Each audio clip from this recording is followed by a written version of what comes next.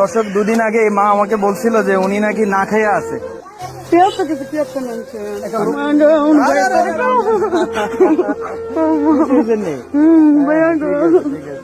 আপনারা না কয়ে গেছি আমরা না খেয়ে থাকবেন না, হ্যাঁ আপনারা না খেয়ে থাকবেন না। দর্শক, দুদিন আগে মা আমাকে বলছিল যে উনি নাকি না খেয়ে আছে, তো উনি যাতে আর না খেয়ে থাকে সেই ব্যবস্থায় আমরা করছি এবং আগামী দিনেও করব। পেঁয়াজ, আদা, রসুন থেকে শুরু করে একটা ফ্যামিলির যা যা লাগে আমরা নিয়ে আসছি। এই ঘাড়ে ব্যথা পাইবেন না তো আবার? আচ্ছা আচ্ছা বন্ধুরা, দুদিন আগে এই পরিবারের অসহায়ত্ব নিয়ে আপনাদের সামনে একটা ভিডিও উপস্থাপন করেছিলাম।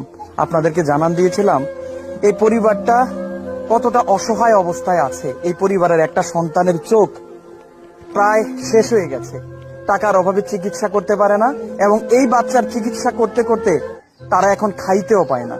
কতদিন যে না খেয়েছিল, কত রাত যে তারা পানি খেয়েছিল। আপনাদের একটা লাইকের যে কত জোর, আপনারা যে ভিডিওগুলো শেয়ার করেন, এগুলোর ফলাফল আজকে আপনাদের নিজের চোখের সামনে আপনারা একটু দেখেন ভাই।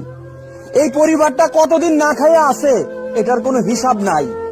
সেই হিসাব আজকে আপনারা দিয়েছেন বলে আমরা সেই হিসাব মেটানোর চেষ্টা করেছি।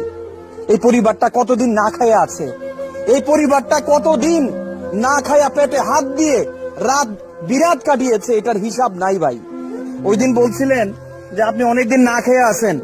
আমি বলছিলাম যে মা আপনি আর না খেয়ে থাকবেন না, এই যে আপনার জন্য, আপনি জানি না কতদিন যায় এই খাবারগুলো আপনার জন্য, চাল, পেঁয়াজ, রসুন, তেল, আলু, তারপর মুড়ি থেকে শুরু করে একটা পরিবারের দৈনন্দিন মানে নর্মাল যে খাবারটা আপনারা যাতে ভালো খেতে পারেন সেই ব্যবস্থা করেছি। এবং সেই ব্যবস্থা করার জন্য আমাদের যারা দর্শক আছে তাদের ভূমিকা অনেক, তাদের ভূমিকাই সবকিছু হয়েছে। আর আপনারা আমার লাগে এতটুকু করছেন, দোষে মিলে করছেন। আমি সবার প্রতি দোয়া করি আল্লাহ তাদেরকে হায়দারাজ করুক। তো বাচ্চাটার চোখের দিকে একটু তাকান, আপনারা কি দেখতে পাচ্ছেন এই বাচ্চাটা এই চোখের যন্ত্রণায় কতটুকু কষ্ট পাচ্ছে? বন্ধুরা, গত দুদিন আগে এই ছোট বাচ্চাটার এই অসহায়ত্বের চিত্র আপনাদের সামনে তুলে ধরেছিলাম। বলেছিলাম এই বাচ্চাটা বিনা চিকিৎসায় কষ্ট পাচ্ছে ভাই। আমরা দূর দূরান্তে বসে আছি, চোখে কালো চশমা লাগিয়ে আছি, দুই চোখে সুন্দর মতো দেখছি ভাই, কিন্তু এই বাচ্চাটা দেখতে পায় না। একটা চোখে দেখতে পায়, আরেকটা চোখে দেখতে পায় না, অনেক কষ্ট হয়। তার চিকিৎসার জন্য সহায়তা কামনা করে আমরা আপনাদের কাছে একটা ভিডিও উপস্থাপন করেছিলাম, এবং সেই ভিডিওটা উপস্থাপন করার সময় এই মা এক পর্যায়ে বলেছিল যে বাবা আমি চিকিৎসা করাবো কি দিয়ে, আমার ঘরে তো ভাতের চাল নাই।